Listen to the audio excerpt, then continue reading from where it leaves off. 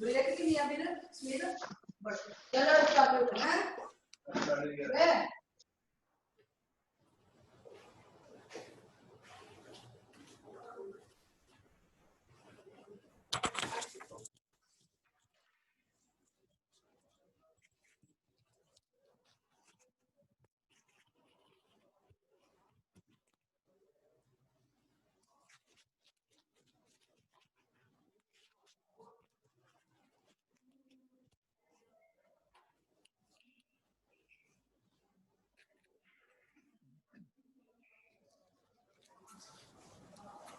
Dear students, we are starting a new topic today, and that is oscillations.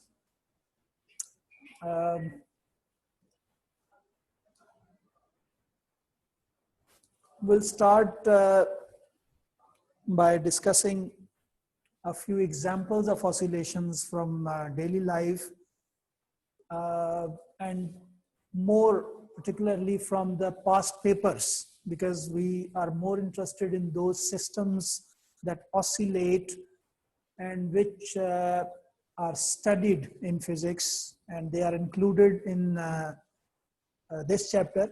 So I have included at least 4 examples of oscillations for discussion. So you have the idea what kind of oscillating systems we study in physics of A levels, and then we go on to discuss them in more detail down the chapter. Some of the important oscillating system includes simple pendulum.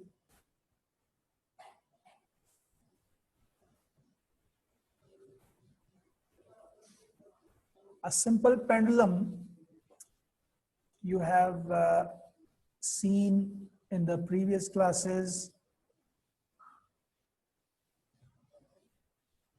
It is a small mass attached to a string, and when you displace it from its mean position,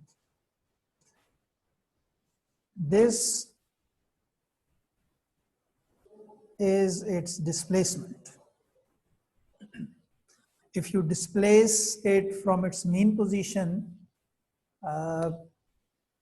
let me make it bigger so you can see it more clearly. If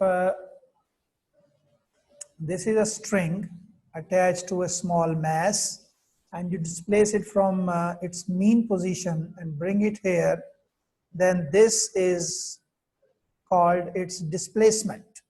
And usually there is an angle through which we displace it, and there is a relationship between the displacement of this mass and this angle through which we displace it.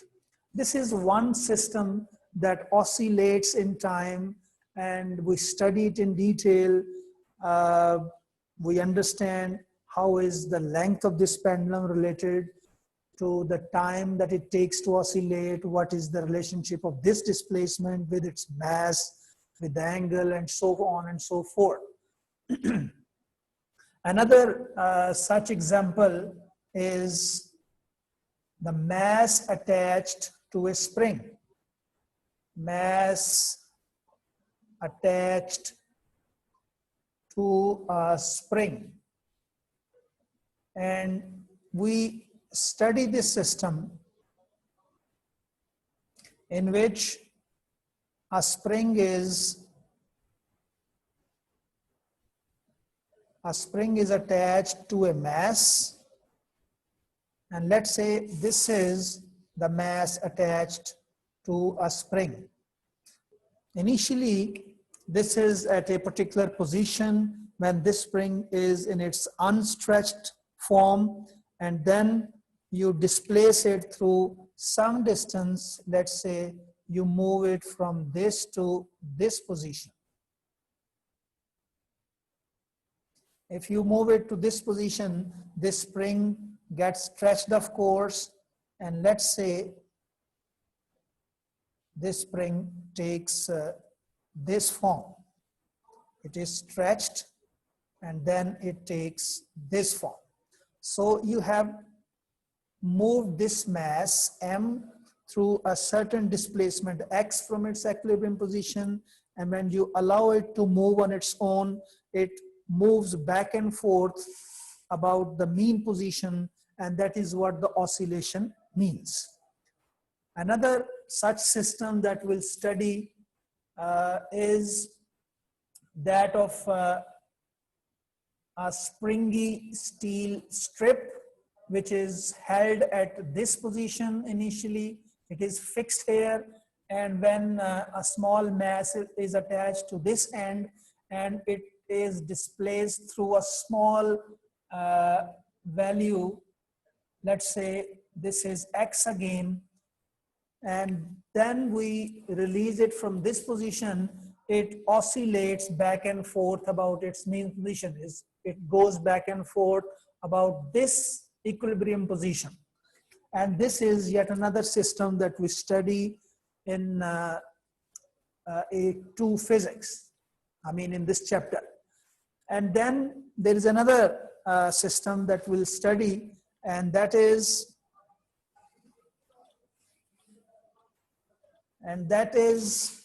a mass, a small mass added to a tube which can float, and it is almost half immersed in water. And suppose this is the length already inside water. This is water, and this is a tube in which you have added some mass, and this is almost half immersed in water already. If you push it down and you submerge it further by a little more depth of it, then this is known as its displacement. So when you displace it a bit, pushing it down further in water and then release it, it moves up and down about its equilibrium position, and this system is said to have undergone system of oscillations. So these various systems are studied in more detail, and these are oscillating systems.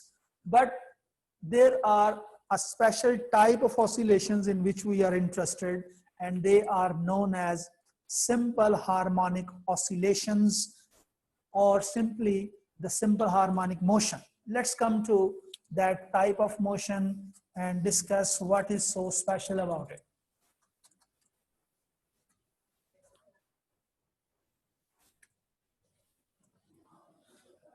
Simple harmonic motion. Simple harmonic motion is, of course, a motion in which an object oscillates about its mean position, but there are two important conditions that this motion fulfills. This is the kind of oscillatory motion, an oscillatory motion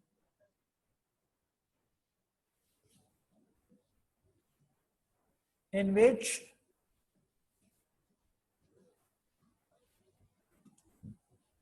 acceleration is directly proportional to the displacement. When you displace an object from its mean position, it tries to come back to it, and in that attempt it accelerates, and that acceleration depends on what was the value of displacement in the first place. That means if you displace it by a small amount, there will be a different acceleration in it, and if the same object is displaced by a larger amount, it will undergo a different acceleration. So an oscillatory motion in which acceleration is directly proportional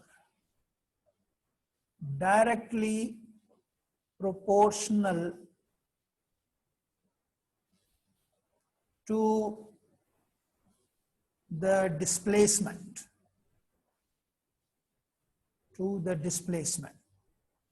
This is one part. Simple harmonic motion has one condition on its acceleration, and it is linked to the displacement of that object. Let me make that figure again, in which a simple pendulum is displaced from its mean position. Let's say this is the mean position of the bob, and you have displaced it to a new position here. And this is its displacement x. In other words, if you move it from the mean position and allow it to move back to its mean position, it will accelerate in this manner. And the magnitude of this acceleration depends on the value of x. So this is one condition that we have put on the acceleration. The second condition is also on acceleration, but that is about its direction. Acceleration, the first condition is that acceleration is directly proportional to the displacement. The second is, and it is always directed, acceleration is always directed to the mean position, to the mean position.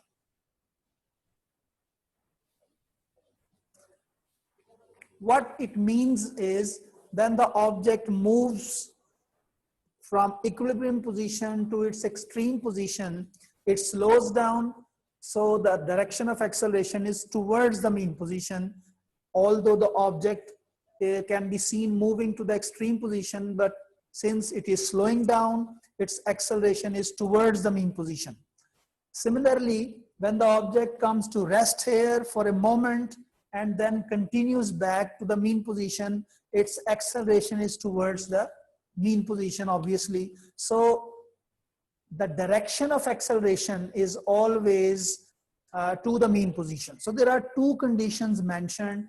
One is that acceleration is directly proportional to the displacement, and second is the same acceleration is directed to the mean position always.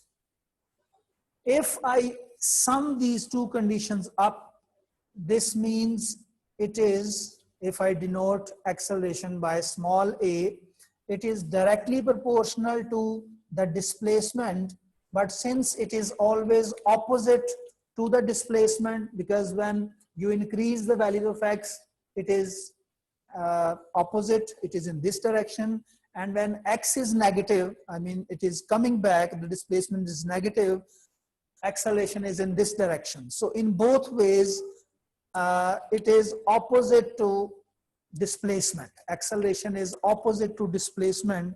So you put negative sign here in this equation. So this satisfies these two.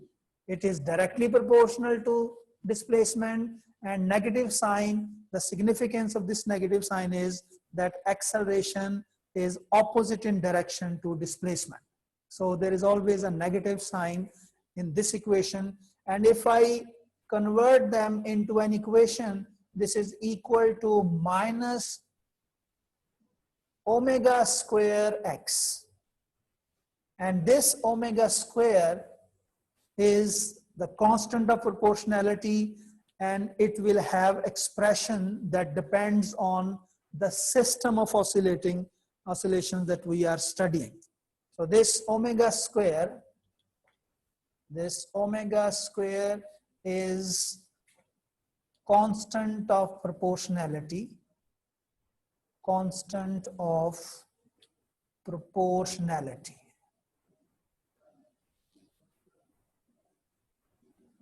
in which omega is referred to as angular frequency of the system. Angular frequency of the system. But this angular frequency depends on certain things of the system that we are studying. For example, omega L under root. And this is something we can prove now. If I see this picture in greater detail, let's consider this simple pendulum. Let me start from the beginning and then see what this omega square comes out to be in terms of the length of this pendulum. This is the length of the pendulum, and this is its displacement. And let's see how is this omega described in terms of this length of this pendulum and other constants. We see clearly that this pendulum has a restoring force which brings it back to its mean position, and that restoring force can be, if this is its mass mg, this is the mass mg, this component is mg cos theta, because this is the angle theta and this is the same angle we expect here. And this component is mg sine theta. We can see clearly that mg sine theta is actually the force which is unaccounted for, because mg cos theta, which is the component of mg, it is balanced by the tension in the string. So the unaccounted for or unbalanced force which is responsible for bringing this mass to its mean position must be mg sine theta.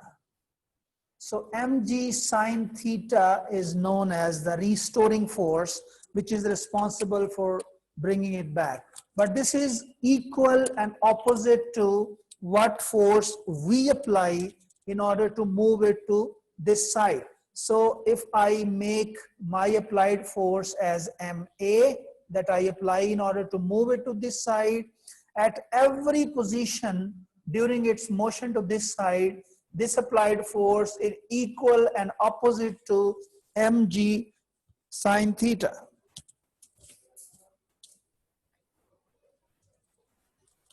Only thing that is left to be compared, and it must be same if it has to be a simple harmonic motion, which it is, because it has the same equation as the standard equation of simple harmonic motion. So we can infer that omega square for simple pendulum must be G over L. Fortunately, this derivation is just for you to understand, and there is no question in which they have ever asked us to derive